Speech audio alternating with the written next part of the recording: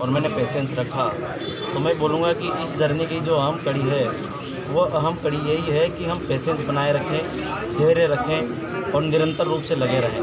तो मैंने यही किया, मैं निरंतर रूप से लगा रहा और बार बार प्रयास करता रहा और अपनी रणनीति को, अपनी गलतियों को देखते हुए उसमें सुधार करता रहा। तो मैंने इसमें इस प्रकार से सफलता हासिल की। आपकी एजुकेशन 10वीं पास के बाद में किस प्रकार से हो?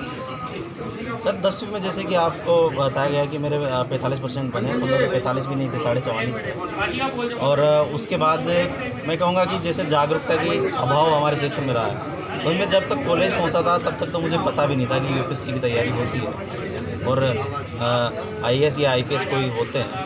लेकिन जब कॉलेज में पहुंचा, वहाँ पहुंचने के बाद मुझे इसके बारे में पता चला। जब मुझे इसके बारे में जानकारी मुझे मिली तो मैं इससे काफ़ी प्रभावित हुआ और तभी मैंने सोचा था कि मुझे यूपीएससी की तैयारी करनी है। और उसके बाद से मैं इसकी तैयारी में लग गया और ग्रेजुएशन के बाद मैं इसकी तैयारी के लिए दिल्ली चला गया और वहाँ जाकर मैं धीरे धीरे कोचिंग के साथ खुद से पढ़ाई करता रहा, सीखता रहा। लेकिन कुछ कारणों से मुझे समय लगा और वो कारण मैं कहूँगा कि मैं एग्ज़ाम को समझने में थोड़ा वक्त जो लगा उसी को बोलूँगा और उसको कहीं ना कहीं हमारा जो पिछड़ा हुआ क्षेत्र है वो भी एक कारण रहा है। और मैं चाहूँगा कि हमारे आने वाले जो लोग हैं उनके लिए मैं एक मार्गदर्शक बन सकूँ और अगर उनको किसी भी तरह की कोई आवश्यकता होती है इस फील्ड में, जैसे कोई यूपीएससी की तैयारी करना चाहता है, तो मैं उनको पूरी तरह से गाइड करने के लिए हमेशा उपस्थित रहूँगा। दिल्ली में रहकर कितने घंटे की पढ़ाई कंटिन्यू लगातार करते थे? सर मैं कहूँगा कि यूपीएससी के लिए बहुत अधिक पढ़ने की आवश्यकता नहीं होती है और मैं जहाँ कहूँगा कि साल भर कंटिन्यू में 7-8 या फिर 10 घंटे इतनी मैंने पढ़ाई की। और साल भर पढ़ने के बाद जब एग्ज़ाम पास आता था तब थोड़ा ज़्यादा पढ़ने थे, क्योंकि जब 1.5-2 महीने एग्ज़ाम के होते हैं तो फिर 12-13 घंटे भी पढ़ाई करते थे, 14 घंटे की पढ़ाई करते थे। लेकिन साल भर कंटिन्यू 7-8 घंटे की पढ़ाई पर्याप्त होती है।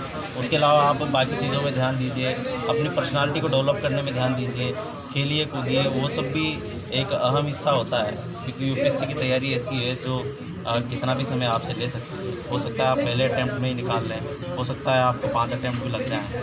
तो उसमें आपकी पर्सनालिटी भी डेवलप होती है, तो पर्सनालिटी पर भी ध्यान देने की आवश्यकता होती है।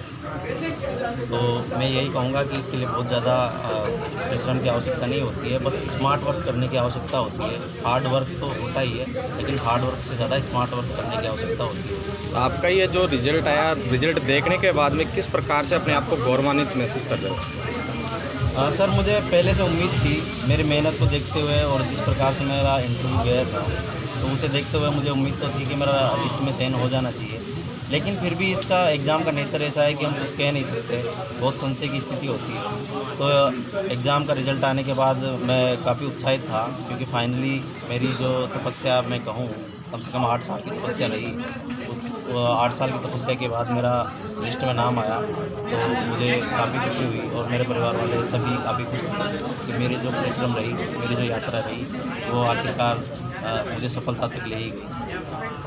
जी रहा। आप तो घर कलेक्टर पर पोस्ट पे नियुक्त हो ही गए, जैसे आउट ऑफ राजस्थान आपको मिलेगा, तो वहाँ से किस प्रकार से एक समाज की जो नई पीढ़ी, नई जनरेशन है, उसको किस प्रकार से आप उनके बीच की कड़ी को मैनेज करेंगे?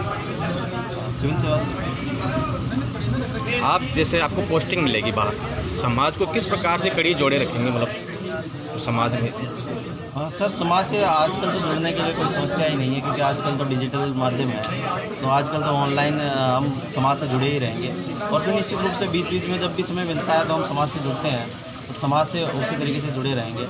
और जो भी सहयोग होगा हमारे बच्चों का, हमारे समाज में जो पढ़ने वाले युवा हैं उनका, निश्चित तरह से। एक मीणा समाज में जो देखने को मिलता है अंधविश्वास पूर्ति और धूम्रपान, जी, तो इसमें नई पीढ़ी को क्या मैसेज या क्या संदेश देना चाहते हो?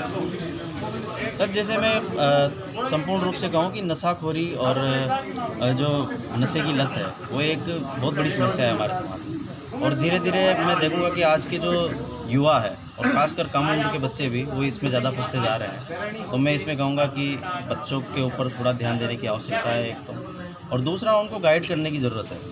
उनको इस प्रकार से मार्गदर्शन उनका किया जाए कि बच्चे जो है वो शिक्षा के महत्व को समझें, वो पढ़ाई करें और जो नशे की लत है और नशे की जो बुराइयां हैं उनके बारे में भी उनको जागरूक करने की आवश्यकता है, माता पिता को जागरूक करने की आवश्यकता है। क्योंकि कई परिवारों में जो ये देखा जाता है कि जब माता पिता जब पिता नशा करता है तो फिर उसके बच्चे भी उसी तरफ जाते हैं, उनका नेगेटिव इम्पैक्ट उसके ऊपर पड़ता है।